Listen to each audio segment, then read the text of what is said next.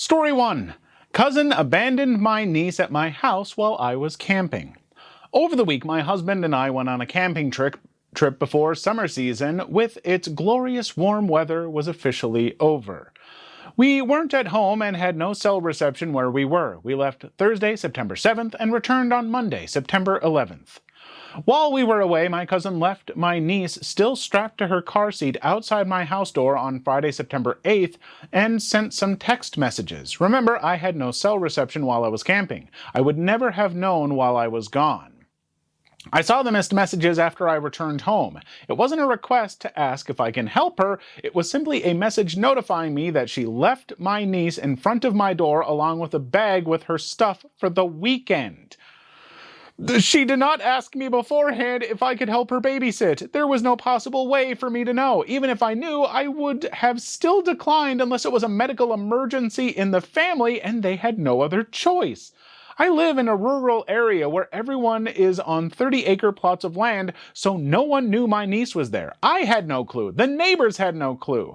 My niece was literally abandoned in front of my house until Saturday noon when my parents came by to drop off my parcels that were delivered to their house. That's when they saw my niece. My parents called my aunt and had her come pick her up. I can only assume that my parents, my aunt, and my grandmother scolded my cousin for leaving my niece at my door. When I got home, all I saw was the initial text message telling me that my niece was dropped off at my place, then a string of very rude text messages and voice messages from my cousin calling me irresponsible for leaving my niece outside and endangering her because what if the coyotes in my area attacked the helpless infant? I'm so frustrated. So you left on Thursday.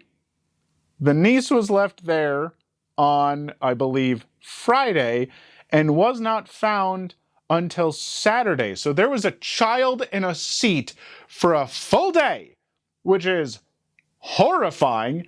You're not the a-hole. You were on vacation. Your cousin is both an a-hole and a bad parent, a terrible parent. You can't do that. Like, that's illegal. That's abandoning a child. Like, they left a child there without confirming there was someone there. Like, that's beyond a-hole behavior. That is, I think, literally criminal. It's very, very bad, and you should never do something like that. It's so ridiculous. This is, like, I have trouble believing this is true. Like, that child would, I feel terrible. It's an infant. Thank God it won't remember that, but even still, that kid could have died. Like, if it, like, you're lucky that it wasn't hot anymore. If it was like hot and that car just big, oh my God, oh, that could have been so much worse.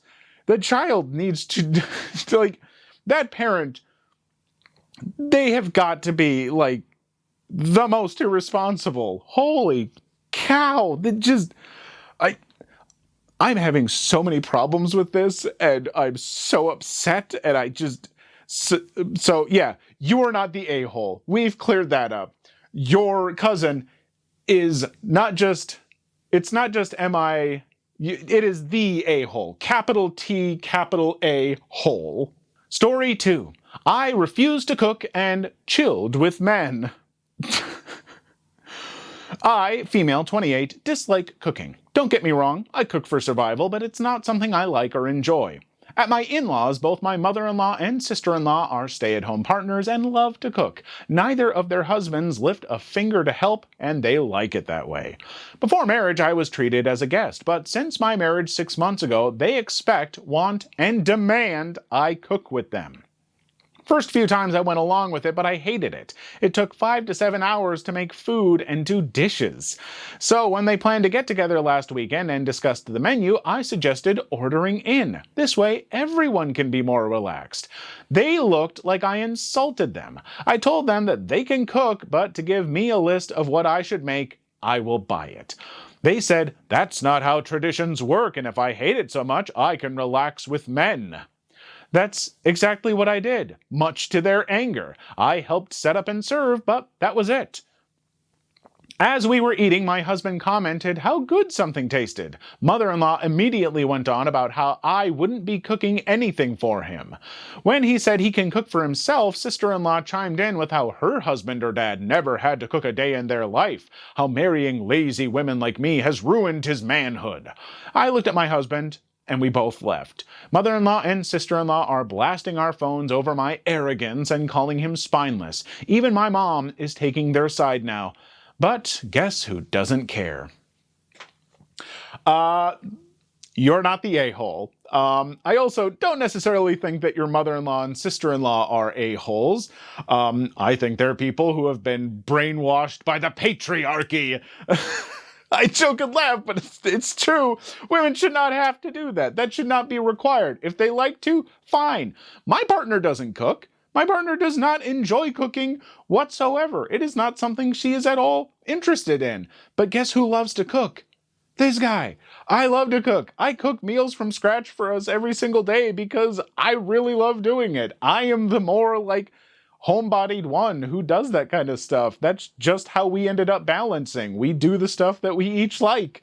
And this mother and sister-in-law who, came at you from the 1940s need to friggin' chill.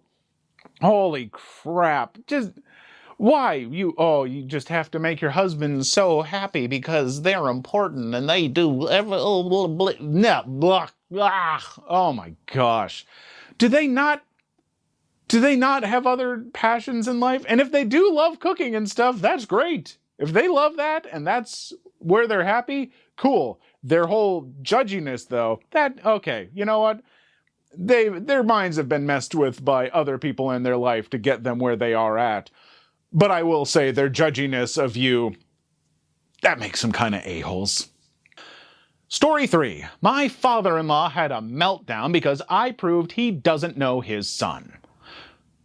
So, me, 34 male, and my husband, 30 male, do our damnedest to not spend an abundance of time with my father-in-law. He's a cowardly narcissist who says hot dog unironically.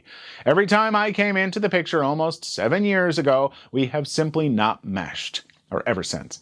A great deal of this is due to the fact that I've spent those years instilling confidence and boundary setting in my husband. Father-in-law does not like being told no. We literally got kicked out of a restaurant one time because he couldn't accept that they wouldn't give him a discount. So, needless to say, our interactions are nothing more than the exchanging of fake pleasantries. So last week we're over there for our quarterly visit. The way these evenings typically go is that my husband occupies my father-in-law while my mother-in-law tests out her new English vocabulary on me. This time, my husband is doing the bulk of the talking to both of them because he's excited about the new organization he's working with. Father-in-law keeps trying to change the subject because it's been 2 seconds since the subject of the conversation was about him. My husband and my mother-in-law both snap.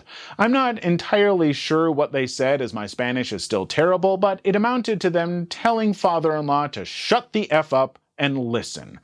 Father-in-law gets obstinate and essentially tells my husband that no matter what the organization is, it'll never compare to the work he did in his youth. Father-in-law literally just hiked through Central America with a white savior complex until things got violent and he came back home. My husband, understandably, storms out with my mother-in-law hot on his tail. Awkwardness ensues because I'm chuckling at father-in-law. Father-in-law, he never spoke to me like that until you came along. I know, I'm so proud. You've changed him.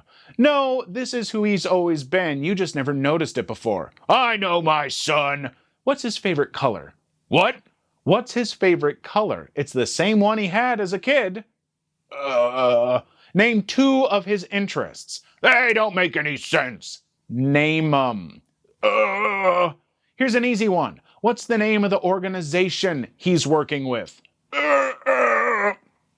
This wannabe Bob Ross granola-eating mofo couldn't answer. My husband said the name of the organization like 5 times that night. Me. You want to know the sad part? My parents can answer each and every one of those questions, and they've known your son for a fraction of the time you have. Cue the screeching in Spanish. Being yelled at in a foreign language by a non-native speaker is a surreal experience.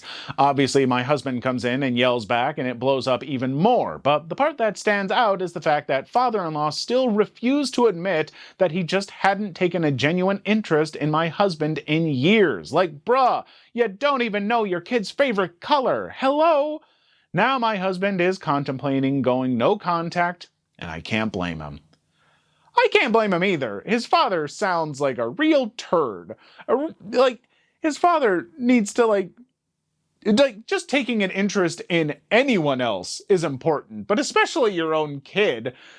And I don't know. I don't need to know someone's favorite color. I know very few people's favorite color. I'm not sure what my favorite color is most of the time. It switches between pink, gray, and turquoise. If you wear all three, we're going to get along. But, no, why? Why do you need to be like that, father-in-law? Why does everything need to be about you? Take an interest in other people. Genuinely take an interest. Listen and learn about them. And, you know what's cool? It's nice if you care about them. If you actually care about other people, you enjoy hearing about them and sharing in their interests because you like them. And when you try and make everything about you, it makes it seem like you don't care about them. It makes you seem like an a-hole, which you are, father-in-law. You need to get your crap together. You maybe don't mean to. It's maybe just, some little narcissistic disorder or something that you need to go to therapy for, and that's okay. It's okay to go to therapy. It's okay to better yourself. But clearly, you have issues, and you need to work through them, please, for your sake, for your son's sake. Otherwise, your kid's going to cut you out. And I don't blame him one itty-bitty bit. Please leave your story in the comments. I would love to make a video on them in the future. Also, don't forget to like and subscribe.